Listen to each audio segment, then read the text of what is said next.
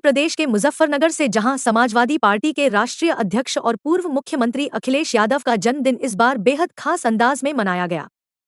सपा कार्यालय मुजफ्फरनगर में आयोजित भव्य कार्यक्रम में पार्टी के नेताओं और कार्यकर्ताओं ने न केवल केक काटा और लड्डू बांटे, बल्कि रक्तदान शिविर लगाकर अखिलेश यादव के दीर्घायु और स्वस्थ जीवन की कामना की। कार्यक्रम की अध्यक्षता सपा जिलाध्यक्ष जिया चौधरी एडवोकेट ने की, जबकि संचालन जिला महासचिव चौधरी विकिल गोल्डी अहलावत ने किया। कार्यक्रम में मौजूद सपा राष्ट्रीय महासचिव और मुजफ्फरनगर लोकसभा सांसद हरेंद्र सिंह मलिक ने कहा कि अखिलेश यादव ने किसानों, मजदूरों, युवाओं और महिलाओं के अधिकारों के लिए संघर्ष करते हुए देश में बड़ी लोकप्रियता हासिल की। 52वां जन्मदिन है। हमारे नेता सादगी और संघर्ष के प्रतीक है, सरलता के प्रतीक है। बड़ी सादगी के साथ जन्मदिन मनाया गया है।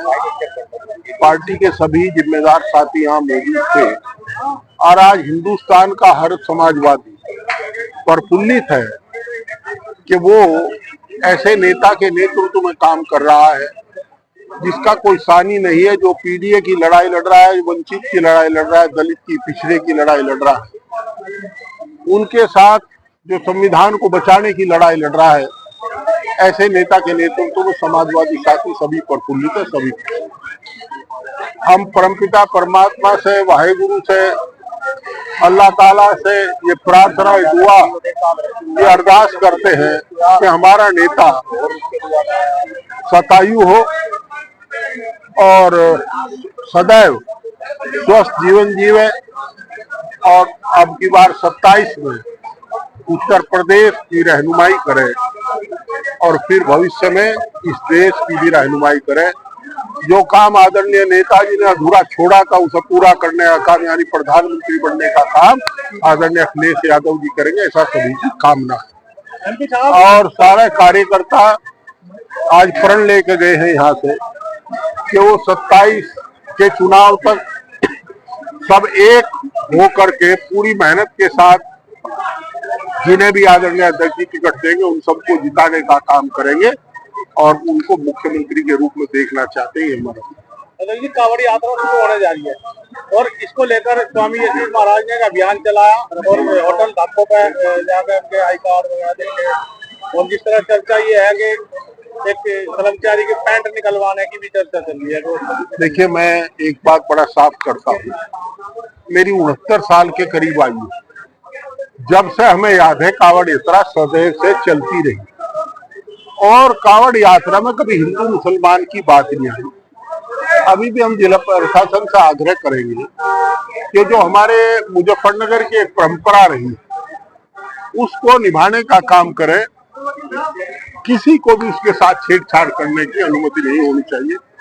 शिव भक्त लंबी दूरी तय करके मुजफ्फरनगर में आते हैं, लगभग 85 किलोमीटर दूरी तय, वो जल लिए होते हैं, थके होते हैं, उनकी भावनाओं से खिलवाड़ करने का अधिकार किसी को नहीं है। और जहां तक ये स्थिति है कि हमारे मुजफ्फरनगर और उत्तर प्रदेश का गेटवे पुरकाजी है और पुरकाजी में चेयरमैन भी मुस्लिम है।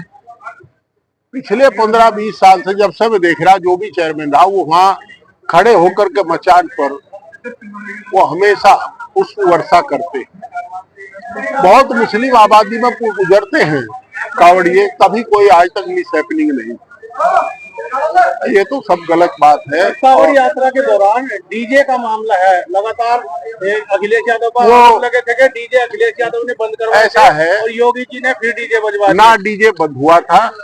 और देखिए, मैं आपको बताऊं, ये जिला प्रशासन और प्रदेश सरकार तय करके कानून व्यवस्था कैसे बनानी है, हम पूरा सहयोग करेंगे। कभी ये ना भूलो कि ड्यूटी पर रात दिन सिपाही खड़ा रहे केवल इसलिए कि कांवड़ यात्रा अच्छी तरह सफल हो जाए, तो हम कोई नुक्ताचीनी नहीं। आपका भी एक बयान है, उसमें कहा गया कि कांवड़िया आपस में लड़ते हैं। नहीं, मैंने ये कहा वो तोड़ मरोड़ का कोई दे दे काट के बीच में।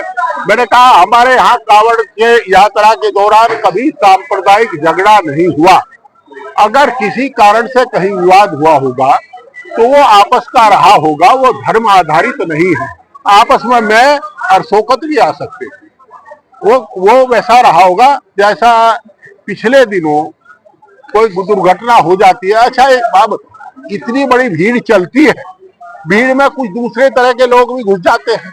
जो कावड़ यात्री है वो शिव भक्त है, वो हरिद्वार से और बाया बाया तो वहां से ऋषिकेश से आता है, कोई गोमुख से आता है, इतनी लंबी यात्रा करके आता। वो खुरापात करने के लिए नहीं आता, उत्पात करने के लिए नहीं आता। कुछ लोग बीच में घुस करके कर देते हैं। उसे रोकने के लिए पुलिस प्रशासन मुस्तैद है और हमारा पार्टी पूरा सहयोग करेगी जिला प्रशासन को। जिला प्रशासन नीति बनाएगा, हमारे अध्यक्ष जी खड़े हैं, उसमें पूरा सहयोग करेंगे, क्योंकि ये समय हमारा सौभाग्य है कि करोड़ों कावड़िया भक्त यहाँ से जाते हैं, शिव भक्त, हम उनको नमन करते हैं। वो यहाँ से गुजरते हैं, मुजफ्फरनगर के लोग पुण्य कमाते हैं।